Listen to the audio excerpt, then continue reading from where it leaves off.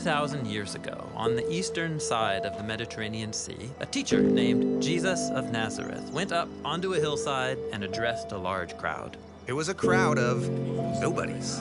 Poor and sick people, their land occupied by the Roman Empire, who charged heavy taxes. This is a ragtag group. And while they don't look like much, Jesus claimed that something surprising was starting with them. So he opened his mouth and said, "Blessed are the poor in spirit, for theirs is the kingdom of the skies."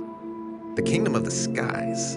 What does that mean? Well, Jesus uses this phrase to talk about a new kind of reality. From our perspective, we see a world of violence and corruption where might makes right. But for Jesus, there is a realm where generosity reigns, where there's justice and peace.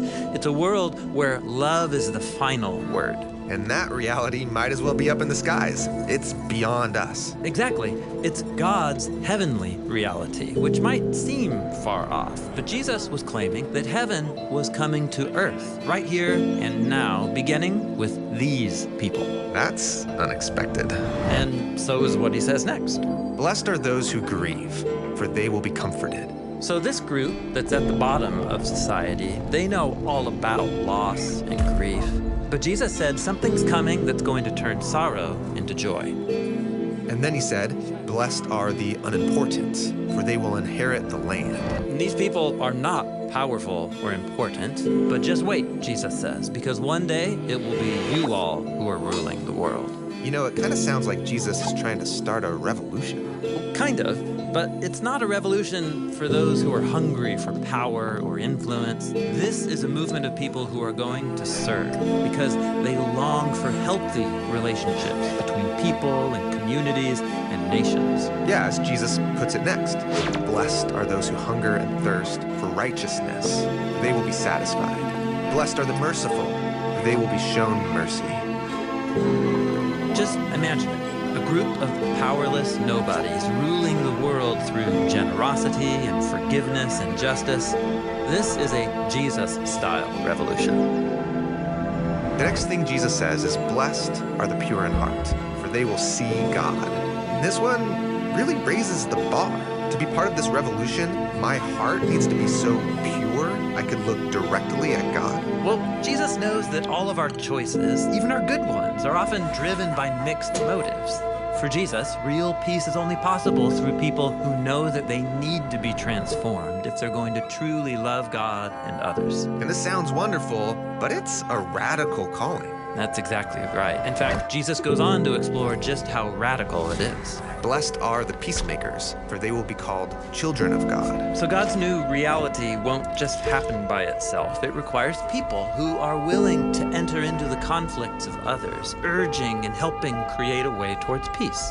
But that way of life can be dangerous. And so Jesus says, blessed are those who are persecuted because of righteousness, for theirs is the kingdom of the skies. Yeah, entering into conflicts and advocating for peace, that's not a comfortable way to live. And so Jesus calls people to this peacemaking revolution, and he names the high cost. Blessed are you when people revile you and persecute you and utter all kinds of evil against you falsely on my account. Rejoice and be glad, for your reward in the skies is great, for they persecuted the prophets who were before you in the same way. What does that mean, the prophets before you? Well, Jesus and this whole crowd are Israelites. And in their Hebrew scriptures, God promised that it would be through Israel that his kingdom would be restored over all the world. But as the story goes, Israel becomes as corrupt and violent as everyone else, and they end up enslaved to oppressive nations. But Israel's prophets stood up to these kingdoms and criticized their corruption. They said that one day God's heavenly kingdom would break in, starting with a small group of Israelites who would be willing to surrender everything over to God. So Jesus wants this crowd to see that they're part of that legacy. Yes, and that's why Jesus concludes this first block of teaching with 3 images from their scriptures. The first is, you are the salt of the land. Salt is a mineral that preserves food for a long time. And in the Bible, salt is used as a symbol of God's long-lasting covenant with Israel. Jesus is saying that he and this ragtag group are the launch party of God's long-lasting ancient promises to renew the world. And then Jesus says, You are the lights of the world, and a city on a hill cannot be hidden. He's referring to the biblical image of God's light, his presence shining out from its dwelling place in the temple in Jerusalem, which was a city on a hill. But these people, they aren't the rulers. I mean, they don't even live in Jerusalem. And yet, surprise, Jesus says, you all are God's salt and city and light. You all are the blessed ones, the new Jerusalem that's going to